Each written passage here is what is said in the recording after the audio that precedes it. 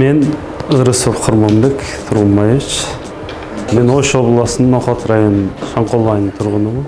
Бул келечек корпорация тууралуу ошо YouTube'дан, интернеттен көрүп эле келгем. Келип эле ошо келсем Гүлбайраттык деген эже бар экен.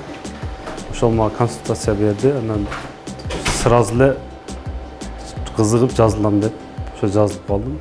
Бул жерде иштегендер ошо 6 ай плюс-минус деп эле айтышкан эле. Анан болбосо бир 4 ай деген эле.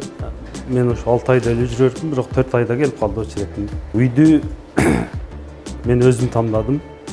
Келечек корпорацияда үйлөрдү да сунуштады, бир-эки үйлөр. Алар мага неме алып, мен көп жаккан жок. Аны өзүм тандап, өзүм окшотуп, өзүмө жаккан үйдү алдым. 2 миллион 300 миңге жазылдым эле. Анан аны 2 миллион 300 миңдин 25%ын төлөш керек экен биринчи. 25%ы 575 миң болду. Аны төлөдүм. Анан